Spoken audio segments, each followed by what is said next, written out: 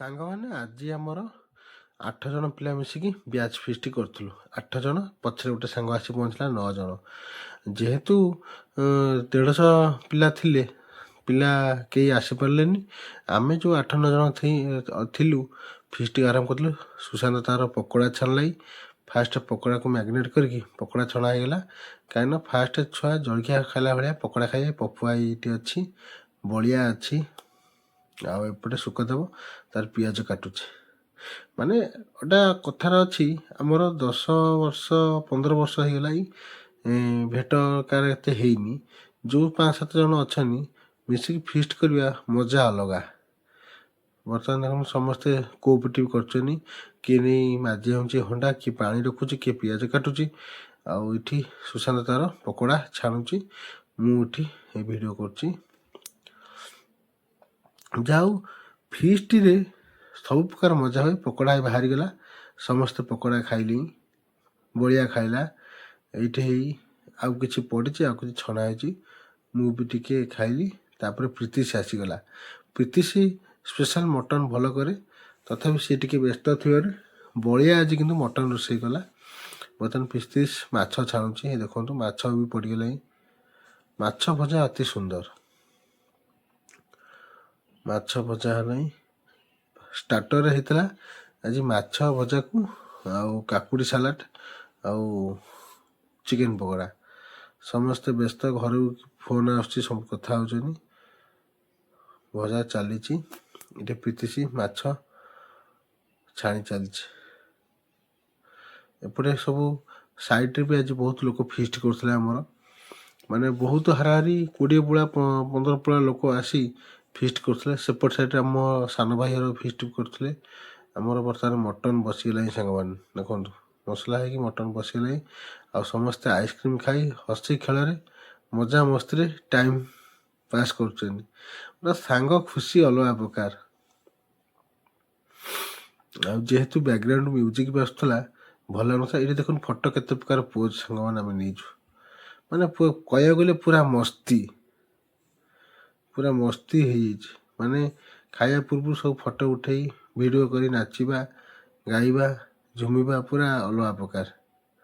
ସମସ୍ତେ କିଏ କେତେ ପ୍ରକାର ଭେଳି କଥା ମଜା କରୁଛନ୍ତି। ସାଙ୍ଗମାନେ ବର୍ତ୍ତମାନ ମଟନ୍ ରେଡ଼ି ହେଇ ଧନିଆ ପତ୍ର ପଡ଼ି ବାହାରିଗଲା। ତାପରେ ତ ଭାତ ବସିଯିବ। ଭାତ ପରେ ଖିଆପିଆ ଆମର ଆରମ୍ଭ ହେଇଯିବ। ଆଉ ମଟନ୍ ବର୍ତ୍ତମାନ ଗରମ ମସଲା ପଡ଼ି ମଟନ୍ ରେଡ଼ି। ଆଉ ଗୋଟେ କଥା ସାଙ୍ଗମାନେ, ରାମଚଣ୍ଡୀରେ ଆମର ମଟନ୍ ହେଲେ ବହୁତ ଟେଷ୍ଟ ହୁଏ। କାହିଁକିନା ମାଆଙ୍କର କିଛି ଦୟା ଅଛି। ଏଇ ସାଙ୍ଗମାନେ କିଏ କେତେ ପ୍ରକାର ପୋଜ୍ ଦେଉଛନ୍ତି। ଇଏ ସନ୍ତୋଷ ଆସି ପଛରେ ପହଞ୍ଚିଗଲା। ଆଉ ଯେହେତୁ ମ୍ୟୁଜିକ୍ ବାଜୁଛି, ସବୁ ନାଚ ଗୀତରେ ମଜବୁତ। ଆଉ ବ୍ୟାକଗ୍ରାଉଣ୍ଡ ଯେହେତୁ କିଛି ଆସିବ ଡିଫେକ୍ଟ, ତା ପାଇଁ ମୁଁ ପଛରେ ଭଏସ୍ ଦେବାକୁ ପଡ଼ିଲା। ଆଉ ବର୍ତ୍ତମାନ ଆମର ଫିଷ୍ଟ ସରିବା ଉପରେ। ସମସ୍ତେ ଖାଇବୁ ନା ଝାଡ଼ିକି ଖାଇ ପିଇ ଦେଖୁନୁ ସମସ୍ତେ ସାଙ୍ଗ ହୋଇ ବସିଗଲେ। ପିଆଜ କଟା ହେଉଛି, ପପୁ କାଟୁଛି, ଭାତ ଦିଆ ହେଇଗଲା। ବଳରାମ ଦେଉଛନ୍ତି ଭାତ, ମଟନ୍ ବାଣ୍ଟିକି ଦେଉଛନ୍ତି। ଆଉ ଆମେ ସବୁ ବସିଗଲୁ ଖାଇବା ପାଇଁ। ସବୁ ମସ୍ତି କରୁଛନ୍ତି ଜୋର। ଏଇ ଭାତ ସବୁ ପୁରା ଯେତିକି ଆଇଥିଲା ପୁରା ବରାବର ସମସ୍ତଙ୍କୁ ହେଇଗଲା। ମୁଁ ବି ଏଇ ବାବୁଲି ବସିଛି, ବଳରାମ ତାଙ୍କର ମଟନ୍ ଦେବା ଷ୍ଟାର୍ଟ କଲେ। ଆଉ ମସ୍ତିରେ ପୁରା ଅଲଗା ପ୍ରକାର।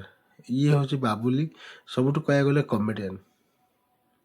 ଅଲଗା ପ୍ରକାର କମେଡ଼ି କଥାବାର୍ତ୍ତାରେ ଲୋକଙ୍କୁ ପୁରା ହସେଇ ଦିଏ।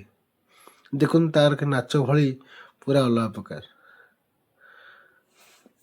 ଏଇ ଆମ ସବୁ ବସିଗଲୁ ଲାଇନ୍ ହେଇ ଖାଇବା ପାଇଁ। ସାଙ୍ଗମାନେ ଏଇ ଗୋଟେ ଖୁସି ଜୀବନରେ ଥରେ ଆସେ। ଯେମିତି ଆମର ମାନଙ୍କରେ ଆଜି ଆସିଛି। ଆଉ ଆଜି 8 ଜଣ ହେଇଛନ୍ତି, ଆର ବର୍ଷକୁ ଆହୁରି ବଢ଼ିପାରନ୍ତି। ଯେତେ ଜଣ ବଢ଼ିବେ ଆମେ ସବୁ ଖୁସି। ବର୍ତ୍ତମାନ ଖାଇବାରେ ଆମେ ସବୁ ମଜବୁତ। ମଟନ୍ ସହିତ ଭାତକୁ ସାଲାଡ଼ ତ ଆଗୁଆ ଆମେ ଖାଇ ଦେଇଥିଲୁ, ଆଉ ଅଳ୍ପ ଥିଲା। ତାକୁ ଆମେ ସବୁ ସମସ୍ତେ ଡାକି ମଜାମସ୍ତି କରି ଆମର ଟାଇମ୍ ପାସ୍ କେତେବେଳେ ଦିନ ସରିଗଲା ଆମର ଜଣା ବି ପଡ଼ିଲାନି। ବର୍ତ୍ତମାନ ମଟନ୍ ଖାଇବା ଆମର ସରିଗଲାଣି। ତାପରେ ସାଙ୍ଗମାନେ ଖାଇସାରିକି ଆମେ ବାହାରିଲା ଘରକୁ ଗଲାକୁ ରାମଚଣ୍ଡୀ ମାଆଙ୍କର ଦର୍ଶନ ହେଇଗଲୁ। ଯେହେତୁ ମା ରାମଚଣ୍ଡୀ ଏଠି ଆମର ଆବିର୍ଭାବ ହେଇଛନ୍ତି। ମାଆଙ୍କୁ ଦେଖି ବହୁତ ସୁନ୍ଦର ଲାଗିଲା। ମାଆଙ୍କୁ ଏମିତି ଛୋଟିଆ ପ୍ରାର୍ଥନା, ମା ଆମ ସାଙ୍ଗମାନଙ୍କୁ ଘଣ୍ଟ ଘୋଡ଼େଇ ରଖିଥା, ଆମେ ସବୁ ବର୍ଷ ଏମିତି ତୋ ପାଖକୁ ଆସୁ, ଫିଷ୍ଟ କରୁ, ମଜାମସ୍ତି କରୁ। ଏକର ଏରିଆ ସବୁ ଫିଷ୍ଟ କରୁଛନ୍ତି। ଆମେ ବର୍ତ୍ତମାନ ବାହାରିଲୁ ଘରକୁ ଯିବା ପାଇଁ। ଏଠି ସାଙ୍ଗମାନେ ବାହାରିବା ପାଇଁ ଏଠି ନାଚୁଛନ୍ତି, ଆଉ ଏପଟେ ସବୁ ବାହାରିଲେଣି ମସ୍ତି କରି। ଆଉ ଏମିତି ଖୁସି ସବୁବେଳେ ଲାଇଫରେ ସମସ୍ତଙ୍କ ଜୀବନରେ ଆସୁ, ଆମ ଜୀବନରେ ବି ଆସୁ। ଆମେ ମା ରାମଚଣ୍ଡୀଙ୍କ ପାଖରେ ପ୍ରାର୍ଥନା। ସାଙ୍ଗମାନେ ଦେଖନ୍ତୁ, ମୁଁ ବି ତାଙ୍କ ସହିତ ଟିକେ ମସ୍ତି କରିଥିଲି, ଯେହେତୁ ସାଙ୍ଗ ସହିତ ମସ୍ତି ଆଉ କେବେ ଏ ଦୁନିଆରୁ ଆସେନି। ସାଙ୍ଗମାନେ ଦିନମାନର ବ୍ଲଗ୍ ଆଜି ଏମିତି ଥିଲା। ଭିଡ଼ିଓ ଯଦି ଭଲ ଲାଗିବ ଲାଇକ୍ କରିବେ, ସେୟାର କରିବେ, ସବସ୍କ୍ରାଇବ୍ କରିବେ। ରହୁଛି ସାଙ୍ଗମାନେ।